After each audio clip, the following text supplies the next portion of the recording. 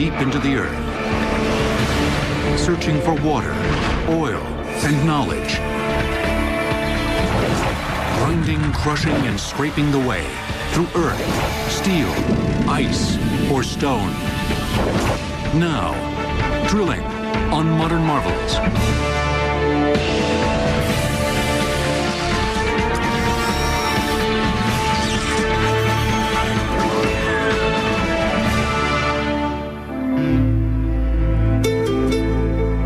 The New Mexico desert. This may seem an unlikely place to drill for water. But that's precisely what the Eads drilling team is here to do. Level the rig up good and straight. That way, when we're drilling, we maintain a level hole. We're not getting crooked and causing a problem. With his rig set up, Alan Eads lowers the first of the many drill bits into place and starts breaking ground.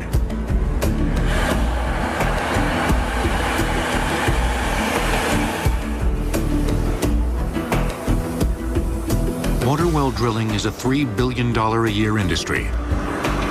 In the United States alone, water drillers create 800,000 new wells annually. When they drill, they usually find water. You can't tell by looking at the surface, but this semi-arid region sits atop one of the largest aquifers, or underground water reserves, in the United States. The 174,000 square mile Ogallala Aquifer. This puts the odds of striking water in the Eads team's favor. They'll have to clear approximately 6 feet of topsoil, 100 feet of various limestone and sandstone rock, and 10 or more feet of sand before they can expect to reach the water table. Within 20 minutes of drilling, the team hits rock, and it's time to change out the drill bit. This is our downhole hammer. It's run off the air compressor of the drilling rig. It's an 8-inch bit. It'll cut rock a lot faster than any other method. Has sped the industry up tremendously in hard rock drilling. This downhole hammer works by thrusting into the rock up to 1,500 times per minute as the drill string, or drill pipe, is rotating. Pretty much it's a one-man operation during the drilling process, once you get set up. The Eads team's drilling rig has come a long way from the earliest well drilling, done in ancient China around 600 BC. They use a method of percussion drilling that they called a spring pole. A spring pole is just simply a branch or a tree itself with a fulcrum, like a teeter-totter, but they put the fulcrum on closer to one end so that the other end stuck up high in the air. And then they produce a reciprocating motion that raised and lowered the bit, and that pulverized the formation. Lagging behind, Europeans were still digging their wells by hand until 1100 AD. There were a number of wells drilled in Western Europe after the first millennium, and some of them were very deep. They used primitive percussion methods. A famous one at Artois in France was drilled in the 11th century. It went over 1,000 feet deep. Famed 15th century artist and inventor Leonardo da Vinci sketched a design for a radically different well drilling apparatus. The principle was simple. It used a sharp rotating bit to delve into the earth. But it wasn't until the mid-19th century that rotary drilling became a viable option for drilling deep wells. In the 1840s in England, they had the idea they would circulate fluid down, and as they circulated the fluid, they would bring the rocks back out. The advantage of being continuous as opposed to a batch process. And so your efficiencies went way up. Rotary drilling is the method used to drill 85% of all deep wells in the United States, including this one, being drilled by the Eads team. They sometimes employ a percussive element, like the downhole hammer. 1 hour into the drilling, they've passed the rock layer and change the drill bit once again. This is our drill collar we run in when our final trip to go to bottom. The drill collar consists of a drill bit attached to a weighted pipe. This drill collar weighs approximately 1,800 pounds. It just more weight on the bottom of the string, drill string, keeps the hole straight. Ready? We got to add more pipe to get deeper. Our carousel with our pipe rack over on the side, we can go up to 300 feet with what pipe we carry on the rig. Our deepest wells here are around 250 to 260 feet. Don't want that. That's 7696. Now that they're drilling into sand, they introduce a special water polymer mixture.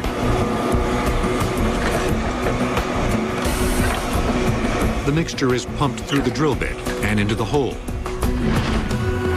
The mud created forces the cuttings up to the surface and also stabilizes the well. That's the water sand we just hit. Started the rattling and getting into gravel. It's just a lot coarser sand. We hit it probably at about 110 feet. But I think this is going to be a good well hitting it that shallow. Not even an hour and a half into the drilling, and they hit the water table. But Alan still needs to continue to drill for another 100 feet or so, until he hits the bottom of the aquifer. The last 10 years, probably 80% of our work has been replacing wells that weren't drilled all the way to the bottom of the aquifer. And the aquifer's just slowly dropped in level, and those wells have started going dry. So now nearly all the new wells we do, we go to the bottom of the aquifer. 3.5 hours into the operation and approaching 225 feet, the drillers anticipate hitting the bottom at any moment. That rig plays the bottom of the aquifer now. We'll start flushing the hole out, see if we get some clear water. There we go.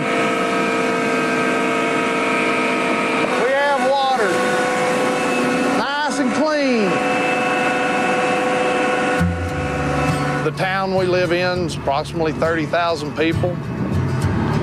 Everywhere I go, people know who I am because I'm the water well guy. Today, the profession of water well drilling is usually overshadowed by another, more lucrative business that it helped to spawn: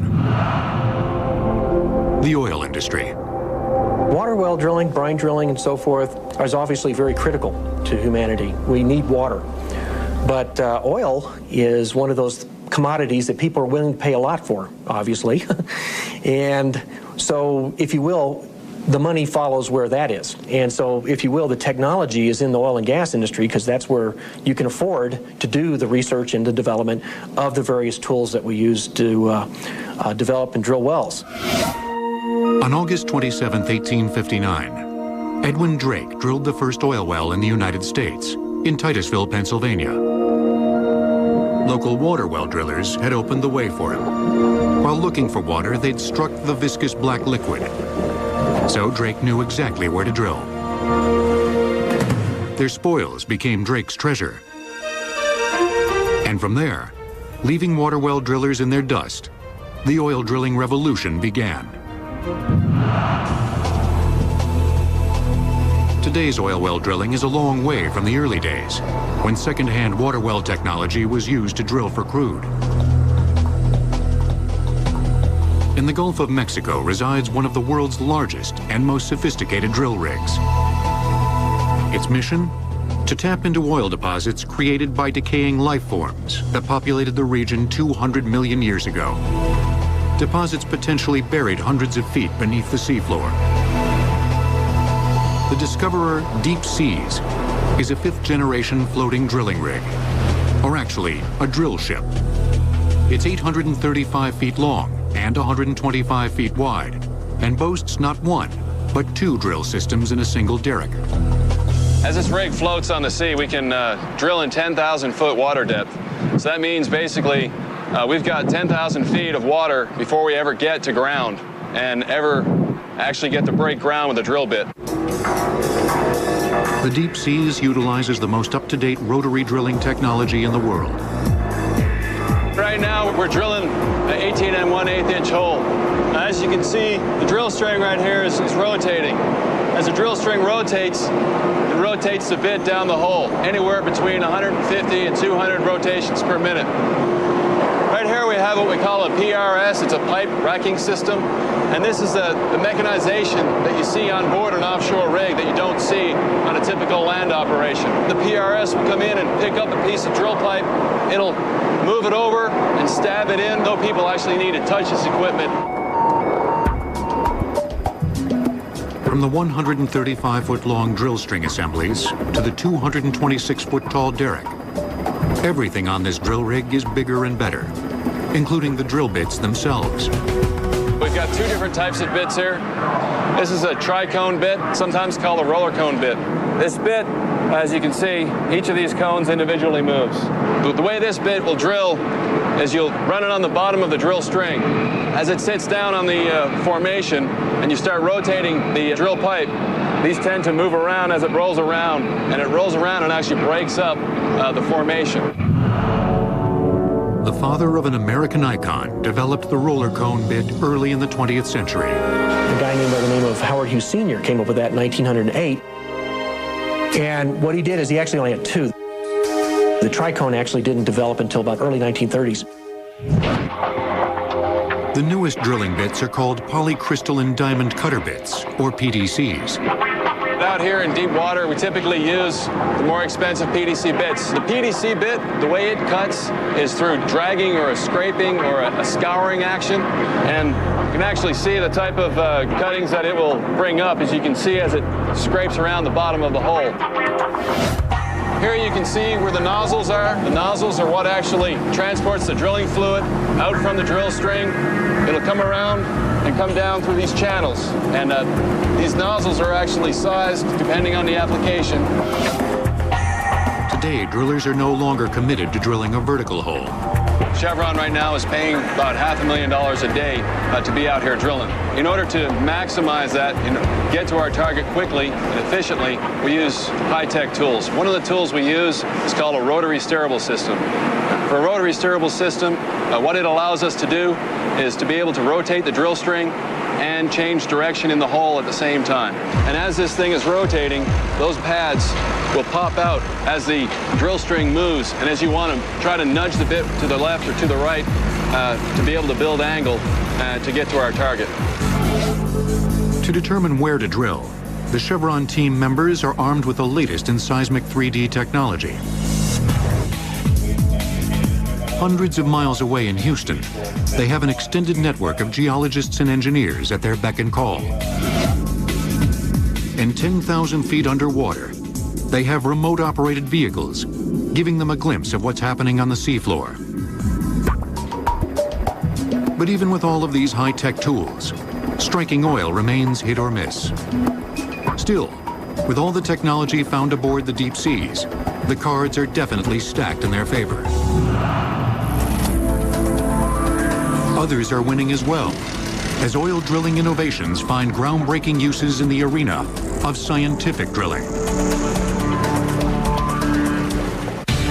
Howard Hughes Sr. opted to lease rather than sell his roller bit, charging oil companies $30,000 per well and quickly amassing his fortune.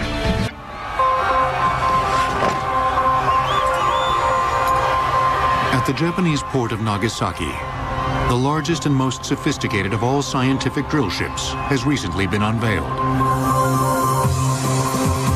It's called the Chikyu.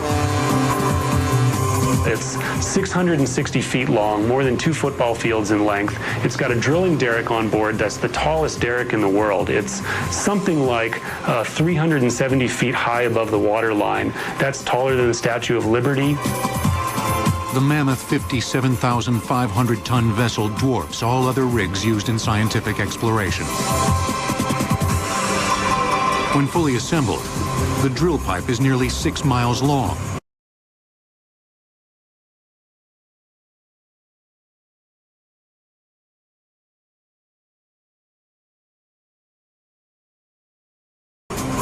about 22 times the height of the Empire State Building. The Chikyu is the latest incarnation of scientific ocean drilling vessel, and it's designed to be able to drill as much as 4 or 5 miles beneath the seafloor in order to get at parts of the Earth's crust, the plate tectonics, and the upper part of the Earth's mantle that we've never been able to drill into before. So we can study whole regions of the Earth that we really never have had access to until this ship came along. The Earth's mantle is truly virgin territory. One of the fundamental boundaries in the planet is the difference between the crust and the mantle. And we call that boundary between the two the MOHO layer. The MOHO is just that boundary between the rocks of the crust and the rocks of the Earth's mantle, which makes up something like 2/3 of the planet. No one's ever taken a direct sample of the mantle of the Earth. So the ability to get there and study what those rocks are like is an important goal for Earth scientists. The Chikyu won't be the first drill ship to attempt this Herculean task. The first project, actually, that started scientific ocean drilling in 1963 or so, called Project Mohole. And the idea of that project was to go out into the ocean and actually drill through the Earth's crust and all the way into the mantle of the Earth. They severely underestimated how hard this was going to be, and they failed to actually get to the Earth's mantle. To reach the great depth of the MOHO layer, the Chikyu is drilling in the middle of the ocean, where the Earth's crust is thinnest. And it's taking notes from the oil industry by incorporating a riser in the drilling process. The riser extends around the drill pipe from the ship to the sea floor. This shaft allows drilling mud to flush all the cuttings back up to the ship, shoring up unstable sediments and keeping the borehole clear. Prior to this, without a riser system, scientific ocean drilling has always been done just with the drill string itself cutting the hole. Seawater is pumped down the drill string to flush the pieces of rock out of the hole, and they just pile up on the seafloor. That works fine for drilling, several thousand feet, but as you get deeper and deeper, it gets harder and harder to maintain the hole that way. So to go deeper, we need this riser system. So it can drill 2 or 3, 4 times deeper than we've ever been able to drill in the ocean floor before. Even if the Chikyu succeeds in boring to the MOHO layer, we will have only begun to scratch the surface, as there's more than 3,000 miles to go in order to reach the Earth's inner core. But as the Chikyu begins to probe the Earth's crust, other scientific drilling devices are uncovering thousands of years of history through ice coring. One of the important things about ice coring is that you get a completely continuous record. Because this kind of drilling is done, the surface temperature on the ice sheet never gets up above to the melting point or above. So all the snow that falls stays frozen, it never melts, and it just continues to pile up. To preserve the integrity of the cores, unique ice coring drill bits are used.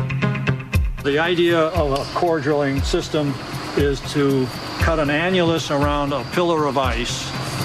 The cutting is done by these knife blades here, which are sharp, and they act just like a carpenter's plane. As the drill rotates, it cuts down into the ice.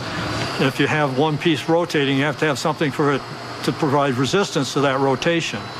And that's what this anti-torque section does. The anti-torque section, these are springs that I can compress. They extend out and are pressed up against the wall of the hole. To date, scientists have been able to uncover over 1 million years of climate history through ice coring. But drilling in ice is not limited to core sampling. Scientists are currently constructing a neutrino telescope at the South Pole, requiring them to drill 80 holes, 1.5 miles each, into the ice sheet. We need to be in ice that's very clear. We want to be in what looks like cocktail ice. So cocktail ice is, if you've ever noticed, it's very clear. There's no cloudy bubbles in it, like the kind of ice that you might make in a tray and then put in your freezer at home. So at the South Pole, due to compression and age and so forth, the ice that's about 1.5 kilometers deep and deeper is, we have found, very clear and very suitable for our experiment. And it's one of the few places on the planet where there's really ice that we can use for this experiment. The Ice Cube engineers had to find an inexpensive and efficient way to drill a hole through the ice. Their method of choice? Hot water, or more precisely, an enhanced hot water drill. You just simply cannot drill a straight enough, deep enough, wide enough hole to meet our requirements of a couple feet across and over 1.5 miles deep with a mechanical drill. So then what else do you do? Well, we've all probably had some experience actually melting ice with a water jet. Then in order to increase that efficiency, if you scale that water jet up and heat the water, you could actually very effectively melt ice. The enhanced hot water drill sprays 190-degree Fahrenheit water, pressurized to nearly 1,000 pounds per square inch, into the frozen path, melting the ice at a rate of over 3.5 feet per minute. You direct this water through a flexible hose. So we have nearly 10,000 feet of this hose wrapped up on a very enormous hose reel. It's actually a very high-tech device. You just keep unspooling your hose as you go down the hole. With 200,000 gallons of ice melted per hole, each hole takes approximately 30 hours to drill. Eventually, because the South Pole ice is very cold, it's going to freeze back. Typically, the holes we drill, so they're a couple of feet across, they will freeze back solid in about 40 hours, more or less.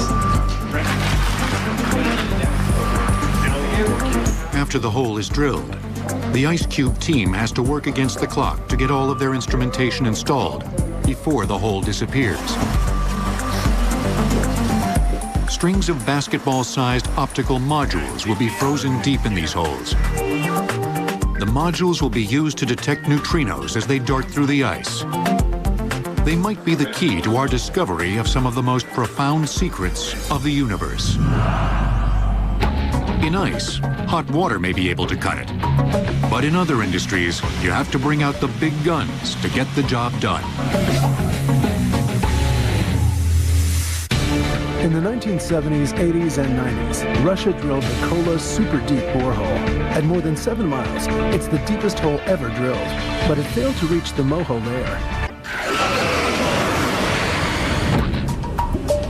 Deep in a West Virginia limestone mine toils one of the largest tunnel and mining drill rigs in the United States.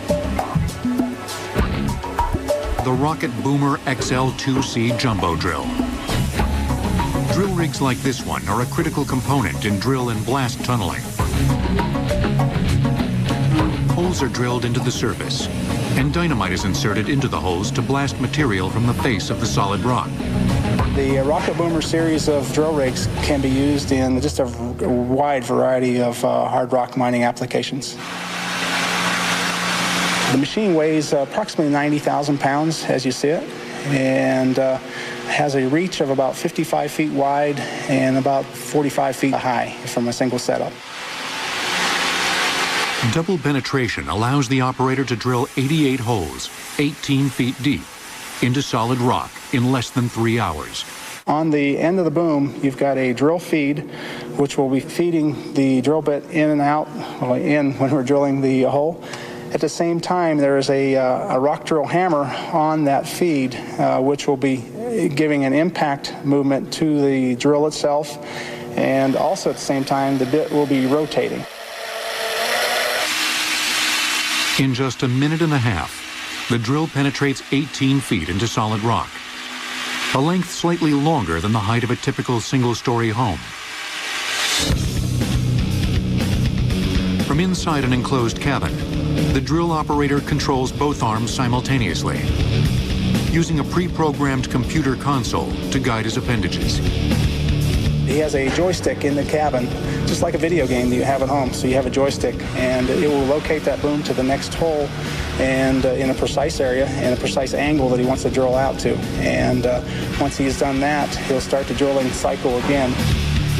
With machinery like this Rocket Boomer, the modern driller's job description is drastically different from that of early 19th century drillers, and the manual drilling process made legendary by John Henry, the steel driving man. What we see here is a typical star drill and a couple of sledgehammers. In order to make the hole, one man would hold one of these drills, and either 2 or 3 men would hammer the drill. It was relatively dangerous for the guy holding the drill, but clearly the men that had the sledgehammers were highly experienced, and they didn't break his hand very often, hopefully. In the mid-1800s, engineers tunneling through Hoosick Mountain in northern Massachusetts were literally breaking new ground. At the time, the only type of drilling was hand drilling. But the rock at the Hoosick Tunnel was extremely strong. It was a granite type of rock.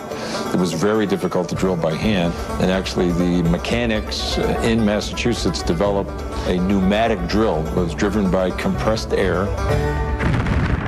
Hoosick Tunnel engineers also introduced a more powerful blasting agent, nitroglycerin, replacing gunpowder to blast the rock face. The Hoosick Tunnel had also been the proving ground for another tunneling innovation. Instead of drilling small diameter holes in the rock for blasting agents, engineers experimented with a primitive tunnel boring machine to drill one tunnel-sized hole. The steel wasn't strong enough, the power source wasn't powerful enough, but they came up with a concept for using a full-face tunnel boring machine at the Hoosick Tunnel. The full-face boring machine ground 10 feet into the solid granite of Hoosick Mountain before it died. And this predated the actual development of these machines by over 100 years. The machines weren't actually ever developed as a practical apparatus until the 1950s. But these gentlemen were trying a similar concept at the Hoosick Tunnel in the 1850s. So they were way ahead of their time.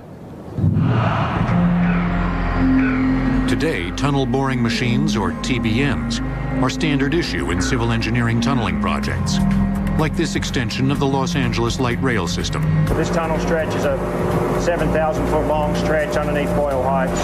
Twin tunnels, 6.5 meter in diameter, 21 feet diameter.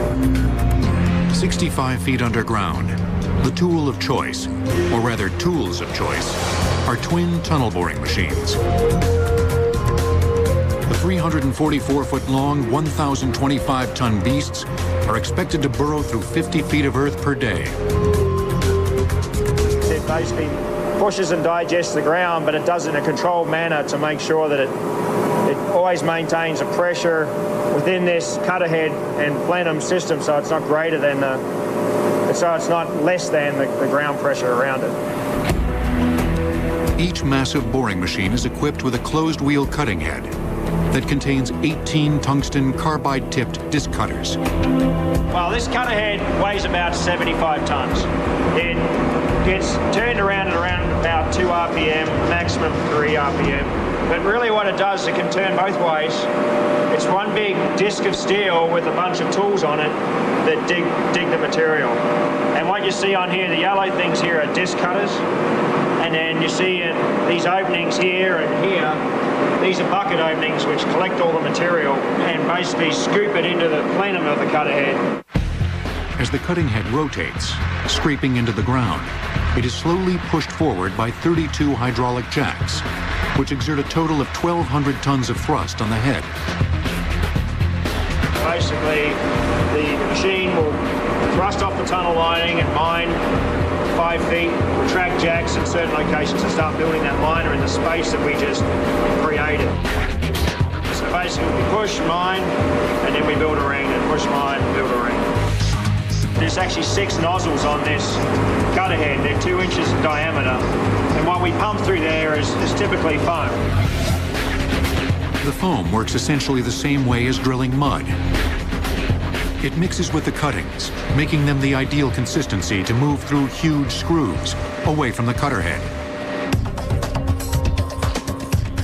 At the helm of this giant is an operator who controls these screws and monitors the machine to make sure nothing goes wrong. I control the screws, I can speed them up, and I can empty that chamber out real fast. I can slow it down and keep that chamber full. If I slow it down, then my advance here, where the machine's going to slow down.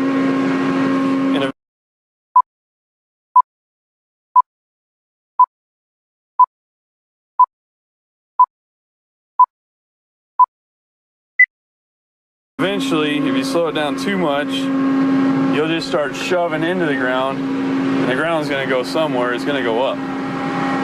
So then you're going to create a hill up top. If I speed it up too fast and I take that material out of the chamber fast, then the ground's going to come down and we'll have a sinkhole.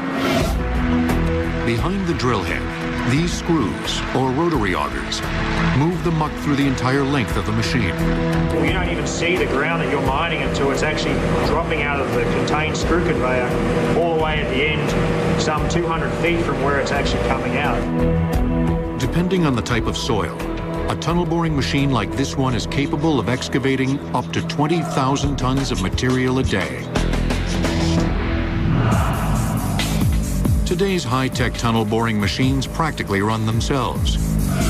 And in some industries, engineers have taken drilling even one step further, with robots completely taking over the boring task. A boring machine used to drill the English Channel Tunnel was buried there in 1991. It was intentionally diverted off the tunnel path, stripped and entombed in concrete, so that another boring machine coming from the opposite direction could finish the job. On the Sea Ray boat's factory floor, laser-guided robots wielding drills are revolutionizing the boating industry. They function as both the drill and the drill operator. What you see here are two ABB IRB 6500 robots mounted on rails, and they run off of one controller. The robots perform a choreographed drilling sequence, unique to each boat style, maneuvering around the vessel effortlessly. The robots have 6 axes, and also being mounted on this track, that's an additional axis, so it's actually 7 axes. What that allows is a lot of mobility of the arm to articulate in whatever position it needs to. And also with the 7th axis, the robot can travel back and forth and cover a large area and work on a part as large as this. The robots have 40 horsepower spindles that can turn the carbide drill bits up to 18,000 revolutions per minute. And their precision and accuracy are unparalleled. The guy doing it by hand, he has to measure everything out, which takes time. He has to make sure we can, he can read the tape measure correctly and get everything laid out to the correct specs. With the robots, we don't have to do that. By hand, on average, it would take about an hour to lay out the boat completely and drill it for all the options. With the setup that we have now, we're doing it in about 20 minutes. Plus, the robots always show up. They don't need lunch breaks, and they never complain. It's nice to see the work that you put into it, basically at a desk, and then you come out here and it does everything that you want it to do. For the most part, it's dead on, it's so precise, and you get that consistency that humans can't provide. Though technically impressive, these robotic drills employ some of the same principles as the earliest hand drills. Some of the earliest drills that we have are the stone tools of native people. This is an example from early America, several thousand years old, dating to the Archaic period. Basically a stone perforator, pointed, napped to a point, that would have been inserted into a wooden handle, lashed together so that you would, through your hands, spin the tool back and forth and create a hole. And so at its most basic level, that is a drill. A similar kind of tool is the bow drill. Again, a kind of chisel or very simple point mounted on a spindle with a bow that looks a lot like a violin bow. I can't do this exactly because it's impossible with the age of the material to actually twist this around, but with the string on the bow twisted around the cylinder or around the spindle and moving it back and forth would create a spinning motion, a reciprocating spinning motion that would create your hole. The bow drill was known in antiquity. It certainly was a tool that was known to the Egyptians and the Romans, for example. A similar kind of tool is the pump drill, which is also a back and forth reciprocating motion, but relies, instead of pulling it back and forth on the bow, you are pumping up and down. By the early 15th century, a vastly more powerful hand drill had been developed, that allowed for continuous rotary motion. The brace. Now you have a drill, or more properly a boring tool, a bit, moving in a constant and single direction. And the way these tools worked is that they relied on interchangeable pads, or chucks we might call them today, in which one could insert a variety of sizes of bits. By the time the brace had made its appearance in the tradesman's kit, the bit itself assumed many shapes and sizes. The big advance with drilling, or more properly boring technology, was the innovation of the twist or spiral bit. With the screw, not only do you bore that hole, but you also have the additional advantage of the screw carrying the shavings back up and out of the holes.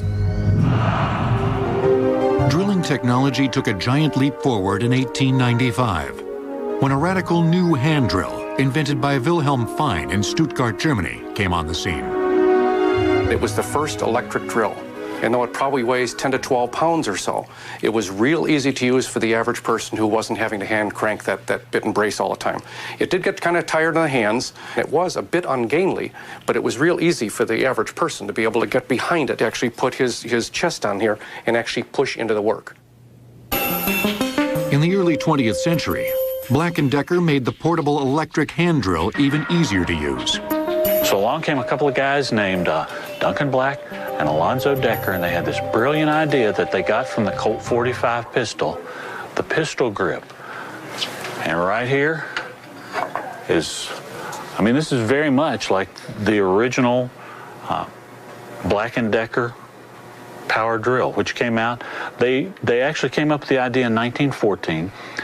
They took it to market in 1916. In 1919, they took a van around the country and they went to hardware stores everywhere, and they demonstrated these things, and people were just amazed. Their invention would revolutionize the industry and put a power drill within reach of handymen everywhere. People were happy for, 50 years with an electric drill, but then suddenly they started realizing they were tethered to wherever there was an electrical outlet. So in 1961, Black & Decker introduced to the world the cordless drill.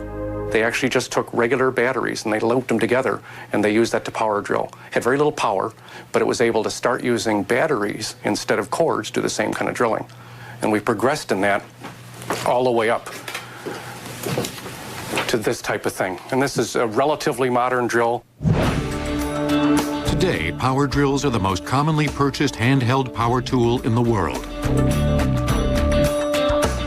They employ drill bits that are made of everything from steel to cobalt, tungsten and titanium. Some even have edges impregnated with diamond dust. And they come in every size and shape imaginable.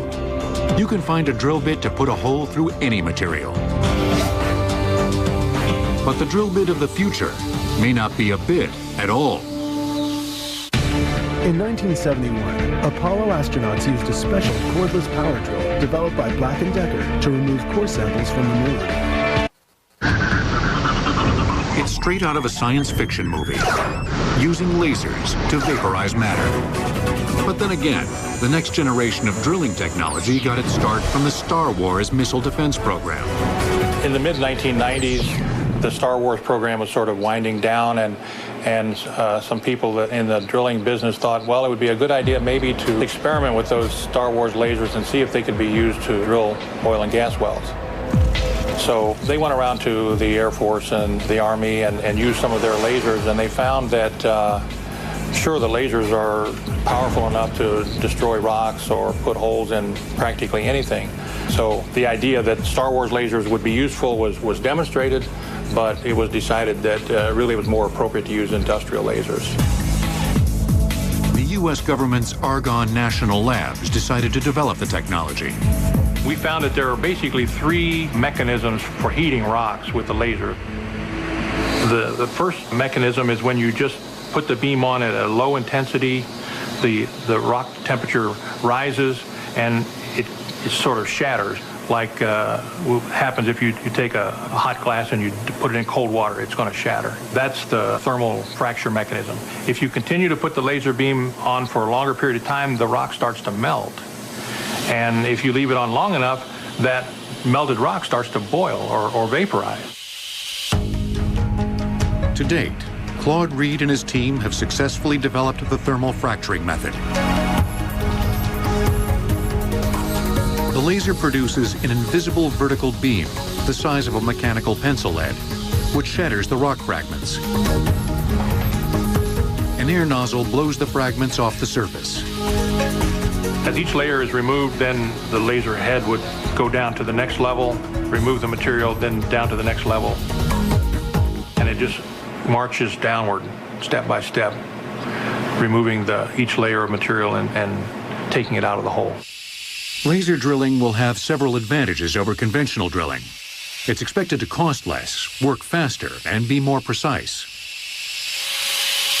But the technology has a few more hurdles to clear before going out in the field. In 10 years or more, laser drills could and probably will replace all oil and gas well drilling. There's no real fundamental reason why laser drills can't do that job. They can penetrate any rock material. They can melt and vaporize any material. On a much smaller scale, laser drills have already proven themselves in other high-tech fields.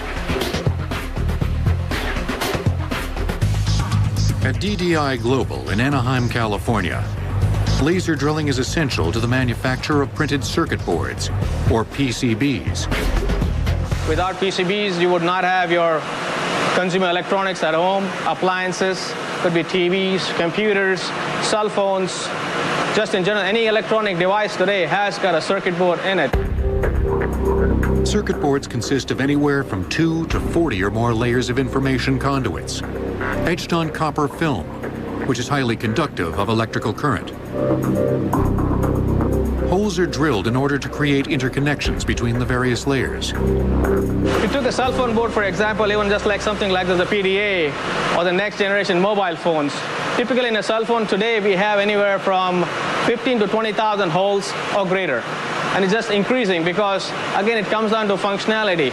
You want a phone to be a phone, you want a phone to be your email, you want a phone to be your personal friend. These holes, or microvias as they're called, were traditionally created by devices like this mechanical drill. The real estate offered on a circuit board is shrinking, so what we're doing is offering smaller holes on the circuit boards to make the Z-axis connection.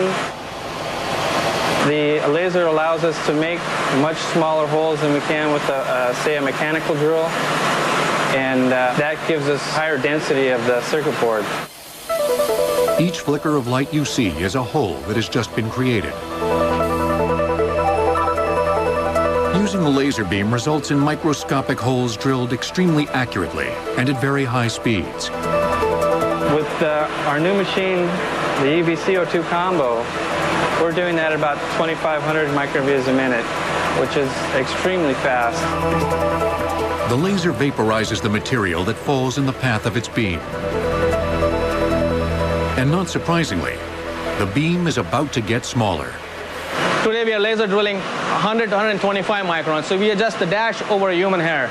So just looking at it, you can't see it. You got to have very high-powered microscopes to see it.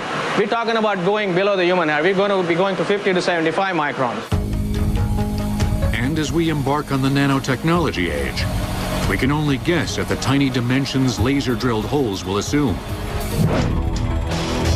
No matter the size of the hole, drilling has shaped, or rather reshaped, our world by opening innumerable portals for mankind.